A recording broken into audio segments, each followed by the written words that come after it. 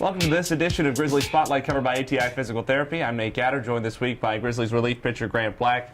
And Grant, let's start with one of the things that I think is the most interesting in baseball that doesn't get talked about enough, which is the psyche it takes to come out of the bullpen at the end of a game. You know, what do you think, beyond just being a good pitcher? Because obviously you have to be a good pitcher to get people out in pro ball no matter what your role is. But beyond being a good pitcher, what does it take to get people out at this level in the 7th, 8th, 9th inning? The difference, I think, would be going from college to professionally is you've got to mentally be locked in every single pitch. Like in college, you may could have taken a couple pitches off and it not have hurt you as badly, but in professional baseball, you have to be locked in every single pitch or you cost your team the game if you're not. And you bring kind of a more visceral and visible competitiveness to the mound, I think, than a lot of pitchers at any level of baseball, kind of a little bit more of a demonstrative kind of way that you're locked in. How much of that do you think comes from that football background and kind of that more overt competitiveness where you're going to come after people? Honestly, I think all of it. Football was like my first love growing up, so that's kind of how I based my mentality. I thought I was going to play college football, and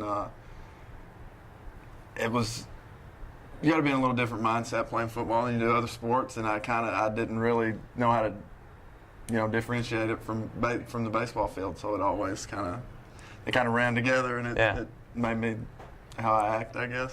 I don't know how many people are familiar with this. Certainly people who have listened to a lot of games are familiar a little bit with your background, but you were going to go to Mississippi State and play football in the SEC, and then knee injury, and you come back and pitch that spring of your senior year 4 months after ACL surgery. What was that? How did you possibly get healthy enough to pitch, even through pain? How were you physically able to do that 4 months post-surgery? Well, I probably wasn't healthy enough to be pitching at the time, but I knew I'd lost several scholarship offers, so I knew that I needed to play that year of baseball to maybe get a baseball scholarship somewhere. So I remember telling my dad, I was like, Dad, I don't care how ready I am or what. I was like, I have to pitch this year. I have to pitch. Even if I don't play the field, I've got to pitch.